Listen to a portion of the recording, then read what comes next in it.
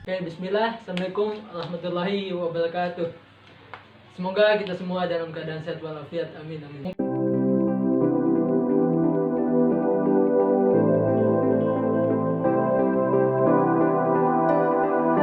Mungkin dari kita sering sekali mendengarkan terkait dengan istilah-istilah seperti istilah milenial, generasi Z, dan sebagainya. Sehingga banyak sekali saya temukan bahwa banyak yang salah mengartikan apa itu generasi milenial, apa itu generasi Z, X ataupun Z. Maka di sini saya ingin mencoba menjelaskan atau memaparkan apa sih atau bagaimana latar belakang munculnya istilah-istilah tersebut. Mungkin teman-teman juga sering melihat di media sosial, di banyak-banyak forum organisasi atau sebagainya. Banyak dari kita yang menyebutkan milenial atau generasi yang mewakili pemuda-pemuda saat ini. Dan jika lebih ditelusuri lebih dalam lagi bahwa banyak generasi yang lain lagi seperti X, Y, Z, dan baby boomer. Yang jadi pertanyaannya adalah apakah kita mengetahui makna sesungguhnya dari pelabelan-pelabelan tersebut? Di sini saya akan coba menjelaskannya.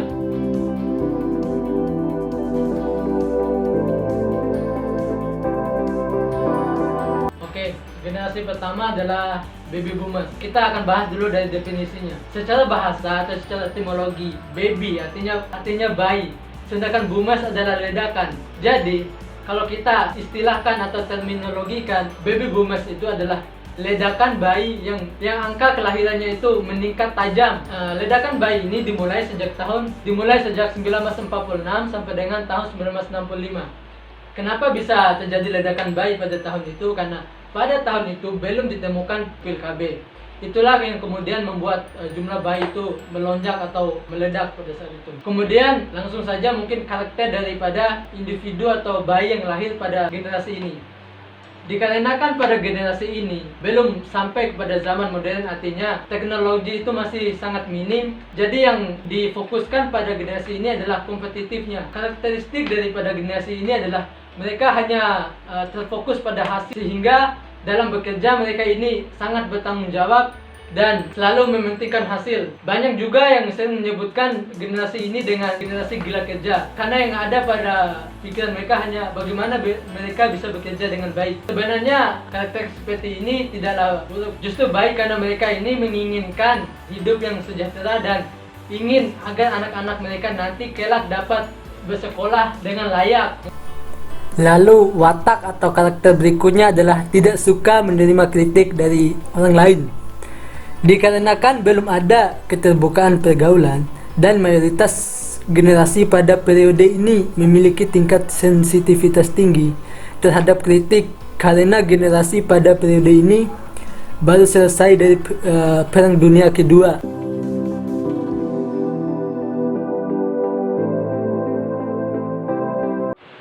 Baik, lanjut ke generasi kedua atau sering kita sebut dengan generasi X. Yang pertama kita beda dulu kenapa disebut generasi X. Sebenarnya generasi ini awal mulanya sering dikatakan sebagai baby booster atau penurunan jumlah bayi, karena pada generasi sebelumnya peningkatan jumlah bayi dan setelah ditemukan pil penghambat kehamilan itu, makanya jumlah yang hamil pun berkurang drastis, sehingga disebut baby booster. Namun banyak kaum modern mengatakan bahwa itu generasi X. Kata ini label ini diambil dari sebuah majalah yang ditulis oleh penulis dari Kanada namanya Douglas Halland yang berjudul Generation X, Tales for an Accelerated Culture.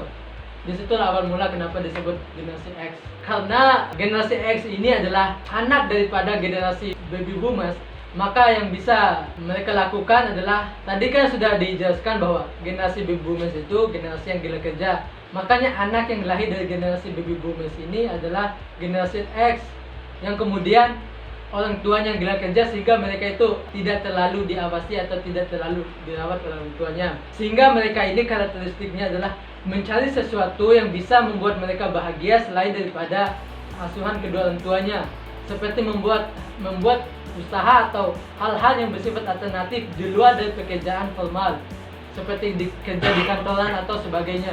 Jadi banyak sekali generasi ini yang lahir mulai dari 1965 sampai dengan 1980 yang jadi wirausahawan ketika mereka dewasa. Contohnya seperti Khairul Tanjung dan Erick Thohir dan sebagainya. Mungkin nanti lebih akan dijelaskan di lain waktu.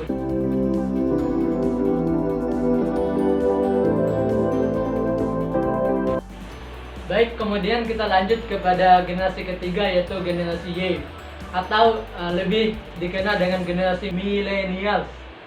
Mungkin daripada teman-teman sudah paham atau enggak sudah sering sekali mendengar ataupun melihat istilah-istilah ini dimulai dari di sosial media dan sebagainya.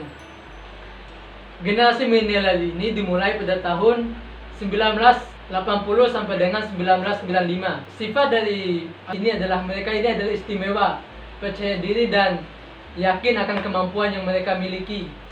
Pelabelan daripada generasi milenial ini diambil dari sebuah majalah yang namanya Millennial Rising, karya dari salah satu penulis hebat, William Strauss dan temannya. Generasi milenial ini bisa menjadi apa saja dengan kemampuan yang mereka miliki. Mereka bisa melakukan hal-hal ataupun sesuatu yang mereka inginkan dengan penuh rasa optimis dan dengan penuh tanggung jawab.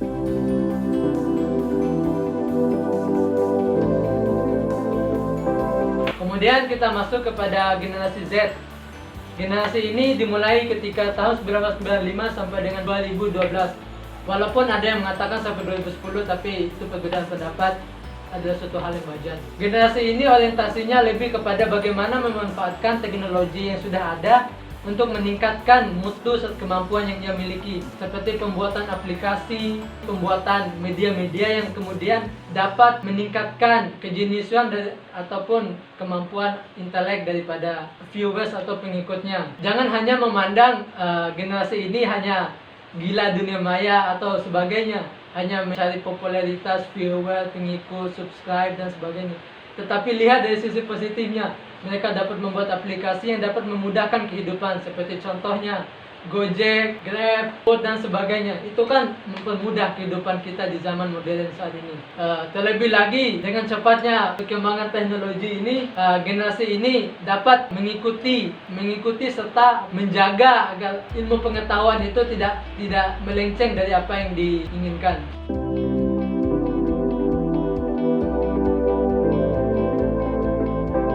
Oke, generasi terakhir adalah generasi Alpha. Generasi ini dimulai dari tahun 2012 sampai dengan sekarang ini. Generasi Alpha seperti yang kita tahu lahir pada 2012, yang pada saat ini kecanggihan teknologi sudah tidak bisa dielakkan lagi.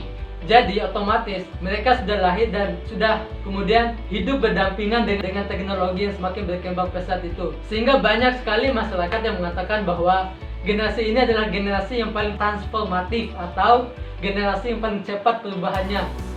Hanya saja dampak negatif dari generasi ini adalah saking seringnya mereka hidup berdampingan dengan ilmu pengetahuan dan teknologi, sehingga mereka tidak bisa lepas atau kecanduan, dalam tanda kutip kecanduan dengan teknologi itu. Seperti contoh, anak-anak di zaman ini ketika menangis atau ketika ditinggalkan oleh ibunya, dikasih handphone, dikasih Android, seketika mereka diam. Tetapi ketika handphone atau Android itu diambil lagi, mereka kemudian menangis atau meminta kembali handphone itu, dan ketika dikasih lagi mereka pun diam. Dan seperti yang kita tahu, ada banyak sekali aplikasi-aplikasi ataupun game-game online yang dapat membuat kita atau generasi Alpha ini kecanduan. Seperti contohnya TikTok, Cocofan, aplikasi-aplikasi yang menghibur tetapi tidak mempunyai isi atau substansi. Kemudian ada game-game online seperti PUBG, Free Fire, Mobile Legends yang semakin merusak kejeniusan atau intelektual daripada pemainnya. Bayangkan saja, mulai dari tidur sampai mereka tidur lagi, mereka hanya bermain game tanpa belajar dan sebagainya. Apalagi TikTok, aplikasi yang dalam tanda kutip menghibur tetapi tidak mengandung isi ataupun pelajaran yang dapat diambil dari dalamnya. Hanya berjoget-joget, itulah tidak ada isinya. Ini kemudian yang salah satu penyebab dari munculnya atau berkembangnya dekadensi moral di kehidupan modern saat ini. Dengan TikTok, manusia seperti tidak punya malu lagi, joget-joget dengan kan yang tidak ada faedahnya lah atau tidak manfaatnya, apalagi anak muda yang berpakaiannya seperti kurang bahan gitu. kelihatan sekali gitu bentuk tubuhnya dan sebagainya. Itu yang mestinya kita hindari atau kita tangkis gitu. Oke teman-teman, mungkin itu saja penyampaian singkat dari saya. Mohon maaf apabila terdapat kesalahan ataupun kekurangan dari apa yang saya sampaikan. Nanti dikoreksi ya teman-teman. Selanjutnya komentar di bawah ini, teman-teman masuk ke generasi apa? Apakah generasi baby boom yang lahir dari 1946 atau generasi X, Y, atau generasi milenial, Z, ataupun generasi saat ini, generasi Alpha. Sekian, billahi taufiq wal hidayah. Wassalamualaikum warahmatullahi wabarakatuh.